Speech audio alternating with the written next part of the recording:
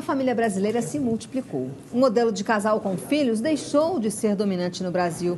Prova disso foram os resultados do último censo demográfico publicado em 2010. O levantamento captou essa virada, mostrando que os outros tipos de arranjos familiares estão em 50,1% dos lares. Mães solteiras, avós no lugar dos pais, irmão tomando as rédeas da situação, ou seja, as famílias mosaico são maioria. Mas como fica a educação junto com essa reestruturação familiar? Para conversar com a gente sobre esse assunto, convidamos a terapeuta familiar Denise Mendes Gomes. Boa tarde, Denise, seja bem-vinda. Boa tarde. Seja bem-vinda. Boa tarde, Leão. Boa tarde, Adriana. Boa tarde, telespectadores. Eu queria já saber, mudam os chefes de família, mas mudam as responsabilidades também, Denise? Mudam no sentido de que elas podem ser transferidas de pessoa para pessoa, né? No sentido de que as funções elas permanecem as mesmas. Alguém precisa prover a família, alguém precisa educar e orientar os filhos, alguém precisa acolher a mãe, alguém precisa acolher o pai. Todos precisam ser cuidados de alguma maneira para que a família continue em harmonia. Mas é um pouco no improviso isso, né? Não tem esse pensar sobre, né? É um pouco, não, é totalmente no improviso. Né? Então, as famílias elas vão se reestruturar a partir dos recursos que elas têm ao seu redor. Então, elas podem ter o recurso do apoio familiar, que é fundamental. Elas têm o recurso do apoio dos amigos, que também é fundamental. E podem ter o recurso do apoio da igreja ou da escola, que também é essencial. Então, assim, a gente precisa saber que o momento de uma separação, o momento de uma morte, o momento onde acontece uma tragédia, uma família precisa de apoio social. Então, todos precisam estar atentos e disponíveis para apoiar a família. O apoio social é o fundamento da possibilidade de uma família que está passando por uma situação de crise superar essa crise sem maiores traumas. Ô, Denise, antigamente os filhos chamavam os pais de senhor, senhora. Hoje esse tratamento foi trocado por você, na maioria das casas. O que você acha dessa troca? Isso representa uma proximidade, intimidade na relação? Ou até que ponto essa modernidade é positiva? Então, eu acredito que isso parte muito dos pais, hoje em dia, porque os pais já não exigem esse tratamento, já não ensinam esse tratamento para os seus filhos. Porque a sociedade como um todo foi abolindo e acabou, você se sente até constrangido de exigir isso. Sim, parece que cria uma distância. Você chamar de senhor e senhora não é uma situação de intimidade, é uma situação social como se fosse algo formal. Então, nos contratos sociais formais, nós costumamos e mantemos o uso da palavra senhor e senhora, cada vez restrito a lugares mais formais, não é? Mesmo numa escola ou num lugar como aqui, né, numa emissora, nós usamos o tratamento de você. Né? Quando conhecemos alguém, a gente usa o tratamento de você, a não ser que exista uma diferença de idade muito grande, aí a gente às vezes vai até respeitar. Constrange também a pessoa quando a gente fala senhor, senhor, imagina! Está me chamando de velho, jovem, né?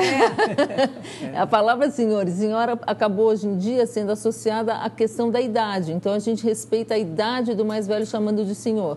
Eu, por exemplo, não gostaria que me chamassem de senhora nesse Agora, sentido. Denise, como colocar essa questão dos limites, que são tão importantes aí, né, na criação, quando mudam esses papéis, né?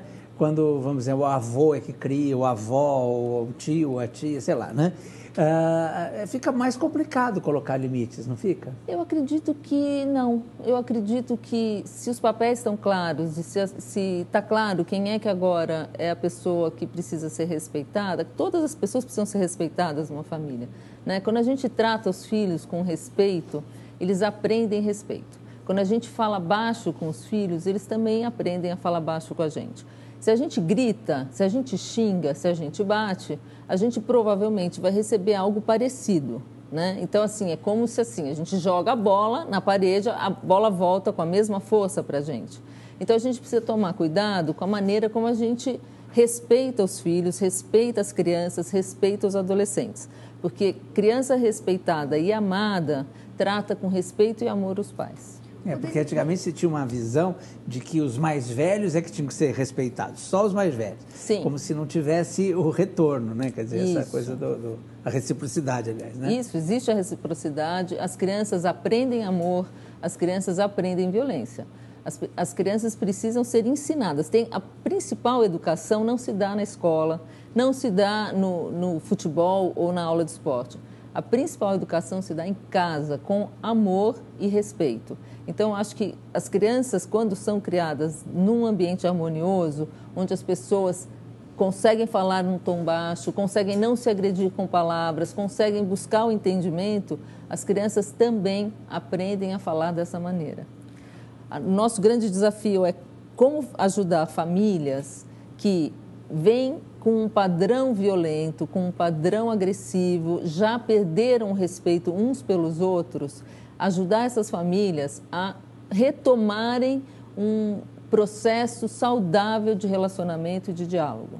Denise, essas famílias mosaicos também são compostas de filhos de outros casamentos, não é? Isso aí vai juntando uma porção de gente, de agregados e tal. E quer dizer, quem que manda na casa, né? Porque às vezes você fala, você não é minha mãe ou não é meu pai. Quer dizer, tem que ter uma pessoa que tem um controle disso tudo, né? Então, controle numa família é algo que não existe, né? Como na vida. O que a gente tem são momentos de equilíbrio e momentos fora do equilíbrio, né? A gente vai tentando se equilibrar. E as relações precisam... A gente fantasia o controle, né? A gente adora, a gente sonha, né, com ele.